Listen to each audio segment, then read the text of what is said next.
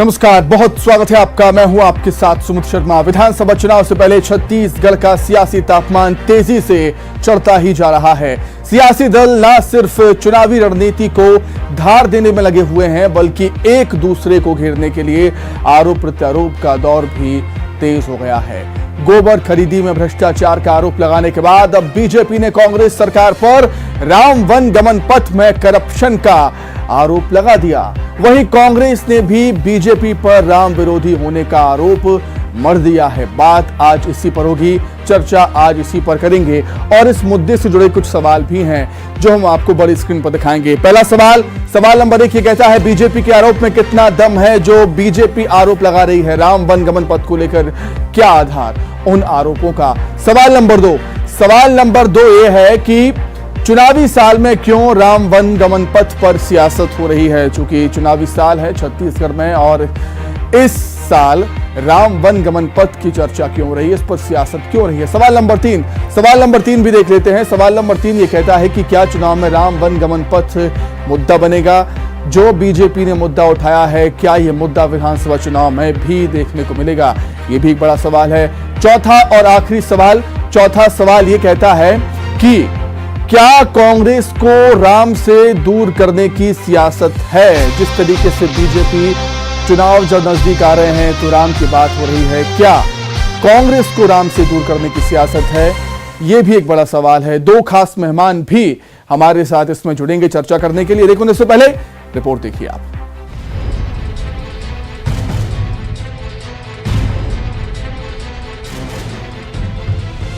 चुनावी साल में सियासत उबाल मार रही है।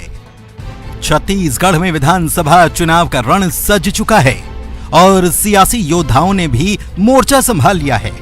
रणनीति को धार दी जा रही है।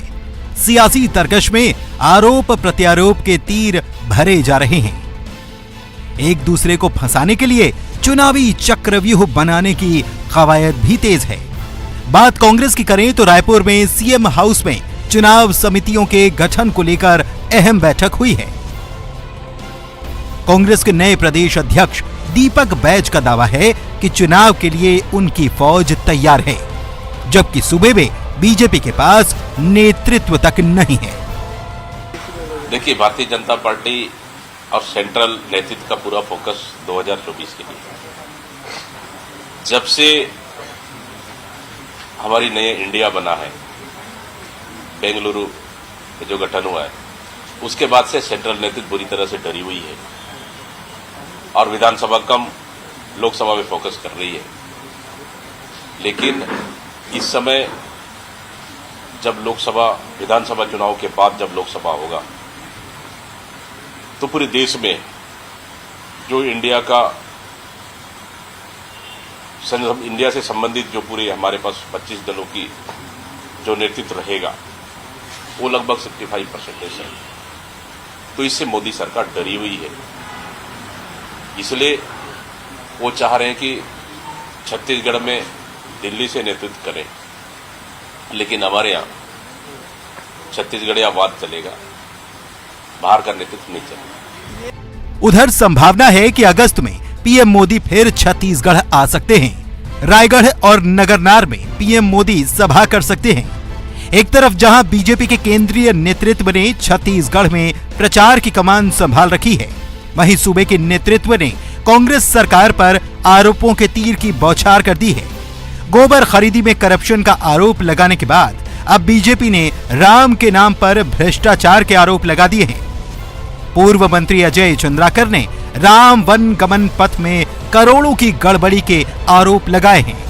पहला राज्य है जो राम के नाम पर भ्रष्टाचार को बढ़ावा देता है, भ्रष्टाचार करती है राम के नाम पर। एक उदाहरण मैं आप सबको बता देता हूं। 2022 में शिवरीनारायण में आयोजित राम वन गमन पर्यटन परिपथ के अंतर्गत हुए विकास कार्यों का लोकार्पण समारोह, इस नाम से एक कार्यक्रम आयोजित हुआ। उसमें जो खर्च आया वो 4,69,55,273 रुपये था। मेरे ख्याल से किसी कार्यक्रम में देश भर में इतनी राशि उद्घाटन समारोह में व्यय की गई, ये सबसे ज्यादा होने का एक उदाहरण है। तो 4,69,55,273 रुपये उद्घाटन के किन किन कार्यक्रमों में, विषयों में व्यय हुए, ये कांग्रेस की भ्रष्ट सरकार को बताना चाहिए। ऐसा खुला भ्रष्टाचार हमने कभी नहीं देखा, राम के नाम पर तो बिल्कुल नहीं देखा, और राम भगवान के नाम पर जो भ्रष्टाचार कर रहे हैं उनको एक दिन जेल जरूर जाना पड़ेगा। कांग्रेस के पास जवाब भी तैयार है। पार्टी ने बीजेपी पर बड़ा पलटवार किया है। कांग्रेस ने बीजेपी को ही राम विरोधी बता दिया है। 15 साल में राम वन पथ का ध्यान नहीं दिया गया, माता कौशल्या के मंदिर का जीर्णोद्धार नहीं किया गया, और सलमान खान और करीना कपूर के पीछे करोड़ों रुपए उड़ाने वाले भाजपा के लोग आज मर्यादा पुरुषोत्तम श्री राम जी के नाम से खर्च की गई राशि पर घोटाला का आरोप लगा रहे हैं। दुर्भाग्यजनक है। यही भाजपा का राम विरोधी होने का प्रमाण है। वो भाजपा जो हमेशा राम जी के नाम से राजनीति करती है, चंदा लेती है, वोट लेती है और देश की जनता को गुमराह करती है। आरोप प्रत्यारोप के बीच कांग्रेस ने नए मतदाताओं को साधने के लिए बड़ा दांव खेला है। CM Bhupesh Baghel first time voter से संवाद करने वाले हैं। इसके लिए एक कैंपेन लॉन्च किया जा रहा है जिसका नाम है my first vote to Bhupesh Baghel. करीब 5 लाख नए वोटर्स को साधने के लिए ये एक बड़ा सियासी दांव माना जा रहा है। जाहिर है चुनावी साल में बीजेपी और कांग्रेस फुल एक्शन मोड में हैं। हर मुद्दे पर जमकर सियासत हो रही है और सियासत के लिए नए मुद्दे भी बनाए जा रहे हैं। ममता लांजेवार के साथ युगल तिवारी, न्यूज़ 18 रायपुर।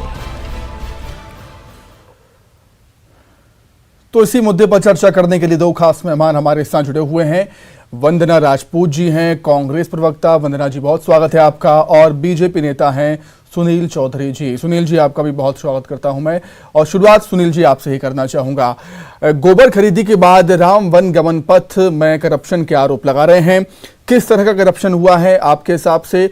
एक बात यह है, और दूसरी बात यह है कि क्या कोई इसका आधार है बीजेपी के पास?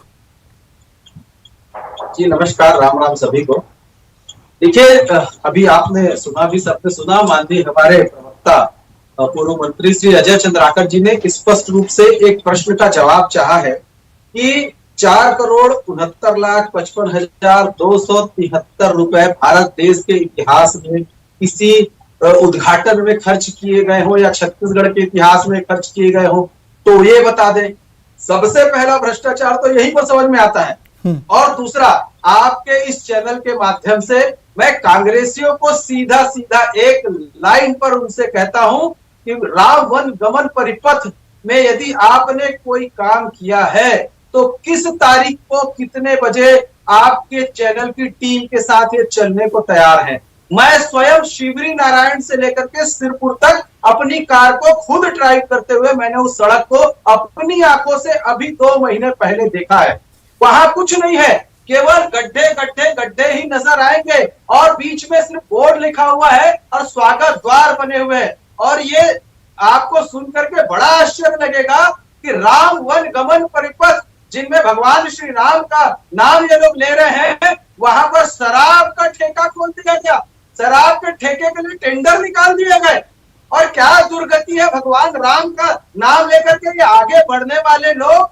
अभी आप सुकमा की एक हृदय विदारक घटना सुनेंगे जहां पर 5 साल की बच्ची के साथ सामूहिक दुष्कर्म हो गया और उसको छुपा करके रखा गया। शनिवार की घटना है। ये क्या राम राज्य है? ऐसे भगवान राम राज्य की कल्पना ये कांग्रेसी करते हैं। यहाँ पर लोगों को अपनी मांग बनवाने के लिए सड़कों पर नंगा दौड़ना पड़ता है। ऐसी सरकार को 1 मिनट रहने का अधिकार है। इस राम राज्य की बात आप करते हो, माता कौशल्या का मंदिर की आप बात करते हो कि हमने बना दिया। आपने नहीं बनाया, मंदिर पहले से था। उसमें सभी सरकारों ने, पंचायत ने भी लगातार काम किए हैं और काम उसमें होता रहा है। और मैं आपको बताना चाहूंगा कि ये लोग जो कह रहे हैं, अभी दीपक बैच जी का मैं सुन रहा था, छत्तीसगढ़ में छत्तीसगढ़ियावाद चलेगा। अरे किस मुंह से बोल रहे हो? छत्तीसगढ़ राज्य का निर्माण हमारे प्रधानमंत्री श्रद्धेय पंडित अटल बिहारी वाजपेयी ने किया था। वो छत्तीसगढ़ हम सबका छत्तीसगढ़। और राजभाषा आयोग का गठन भारतीय जनता पार्टी की सरकार ने किया था। आपको क्या मिला? जब ये राज्यसभा में हमारे यहाँ का कोई प्रतिनिधि जाता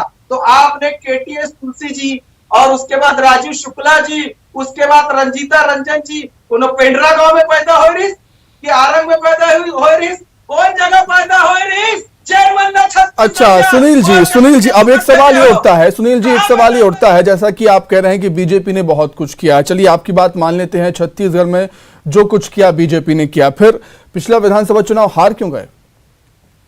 15 साल हमने इनकी सरकार इनको धूल चटा करके रखा था, 15 साल का सुशासन हमारा रहा, लेकिन बहुत सारे कारण है। ये जो इनका छद्म घोषणा पत्र आया था ना, ये झूठ का पुलिंदा, ये इस पे मैं डिबेट करने को तैयार हूं। चलिए ठीक है सुनील जी, मैं लौटूंगा। वंदना जी भी हमारे साथ जुड़ी हुई हैं। वंदना जी क्या कुछ कहना चाहेंगी? राम वन गमन पथ को लेकर बड़े आरोप, गंभीर आरोप आप पर लग रहे हैं कि कुछ नहीं किया, बस बातें ही कर रहे हैं। देखिए, सबसे पहले तो इन लोगों की जो भाषा शैली है उनको उन लोगों को सुधार करके लाना चाहिए। 15 साल इनकी सरकार थी, 15 साल में क्या यही बोलना सीखे क्या? सबसे पहले अपने भाषा शैली में सुधार लाए। जब टीवी में इस तरह से इतना बकबक कर रहे हैं तो जनता के पास इन लोग की जो बातें हैं वो बातें किस तरीके से करते होंगे ये जनता बहुत अच्छे से समझती है। इसलिए 15 साल के शासन में सिर्फ और सिर्फ 14 सीट में सिमट गए। खैर, ये इन लोगों की जो बोलते हैं कि जैसे कर्म करोगे वैसे फल मिलेगा। और रही बात, आप देखेंगे कि अगर भारतीय जनता पार्टी की बात करते हैं तो राम वन पथ गमन के बारे में बोलने के इन लोगों को कोई नैतिक अधिकार नहीं है। 15 साल इनकी सरकार थी, राम भगवान के नाम से वोट मांगते थे लेकिन पूरा चंदा डकार जाते थे, तो इन लोग तो कुछ बात ही मत करें। राम वन पथ गमन के बारे में हमने बात नहीं किया लेकिन हमने काम करके दिखाया। जब इन लोगों को पता चल गया कि यहाँ पर माता कौशल्या माता का मंदिर का निर्माण हुआ है, राम भगवान सबसे ज्यादा अगर समय बिताए हैं तो छत्तीसगढ़ में बिताए हैं, और जहां जहां से राम भगवान गुजरे हैं वहां पर हम लोग उसके अस्तित्व को संवारने का काम कर रहे हैं, तो भारतीय जनता पार्टी के नेताओं के पेट में दर्द हो रहा है। अरे भाई, तुम लोग को तो चुल्लू भर पानी में डूब करके मर जाना चाहिए। इधर भी राम भगवान के नाम से वोट मांगते हैं और जैसे जैसे चुनाव नजदीक आता है इन लोगों को राम भगवान का याद आता है, बजरंग बली का याद आता है। और ऐसे भी बजरंग बली का डंडा जो कर्नाटक में चला है ना, इन लोग उनको भूल नहीं पाए हैं। रही बात, हमको बस सिर्फ एक ही चीज की एक बार हमको याद आती है, भगवान ने एक बहुत अच्छे वर्ड बोले थे कि कर्म करो फल की चिंता मत करो। जो कांग्रेस पार्टी है कर्म करती है, फल की चिंता नहीं करती, लेकिन भारतीय जनता पार्टी कुछ भी काम करने से पहले फल की चिंता करती है। आप देखेंगे कि मालूम है कि चुनाव नजदीक है, लेकिन जो भारतीय जनता पार्टी है वो अधिनायक पार्टी है, कांग्रेस पार्टी है वो लोकतांत्रिक पार्टी है। और आप देखेंगे कि भारतीय जनता पार्टी के लोग बोलते हैं ना कि देश में सबसे बड़ी पार्टी है, लेकिन आप देखेंगे कि छत्तीसगढ़ राज्य में इन लोगों का जो अस्तित्व है। ठीक है, चलिए लौटता हूँ वंदना जी, लौटता हूँ। सुनील जी से सवाल मेरा जी, ठीक है वंदना जी लौटूंगा जी, वंदना जी लौटूंगा प्लीज। मैं सुनील जी से एक सवाल है। सुनील जी, बीजेपी आरोप लगाती है कांग्रेस पर कब कि जब चुनाव नजदीक आते हैं तो कांग्रेस को भगवान राम की याद आती है। अब सवाल ये उठता है कि अगर आप करें तो आस्था और अगर कोई दूसरा करे तो राजनीति, ऐसा क्यों? बहुत सही सवाल आपने किया, मेरे मन में भी यही भाव आ रहा था कि इस बात को स्पष्ट करना चाहिए। देखिए, इनके कपिल सिब्बल जी ने क्या हलफनामा दिया था कि भगवान श्री राम काल्पनिक है, किस पार्टी के थे? कांग्रेस के थे। इनके मणिशंकरैया तो यहाँ तक बोलते थे कि अयोध्या के किस कमरे में भगवान राम का जन्म हुआ। अरे शर्म से डूब मरो, आप भगवान राम का नाम लेते हो, आपको तो कोई नैतिक अधिकार नहीं है। और जब हमारे भारतीय जनता पार्टी और इस देश का हिंदू जनमानस सनातनी लोग भगवान राम के मंदिर के लिए अयोध्या में लड़ रहे थे तो ये वहां पर कहते थे कि वहां पर मंदिर नहीं बनना चाहिए। ये लगातार सेकुलरिज्म और वो दुनिया भर की बातें हम सबने लोकसभा में आपके लोगों के भाषण सुने हैं। ठीक है, आखिरी 30 सेकंड है मेरे पास वंदना जी। अब मतलब ऐसा लग रहा है जिस तरीके से हिंदुत्व की तरफ कांग्रेस बढ़ रही है, क्या कांग्रेस को ये समझ आ गया है कि भगवान राम के बिना काम नहीं चलेगा? वंदना जी देखिए, सबसे पहले तो मैं आपकी इस बात को नकारती हूँ कि कांग्रेस पार्टी हिंदुत्व की तरफ बढ़ रही है।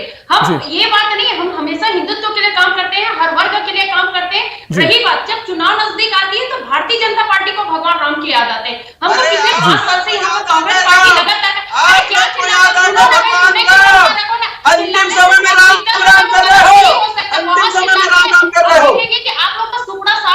तो ठीक है, हम समझ सकते हैं कि जब राजनीति में धर्म या भगवान राम की बात होती है तो किस तरीके से सियासी उबाल आता है, वो टीवी डिबेट्स में भी नजर आता है।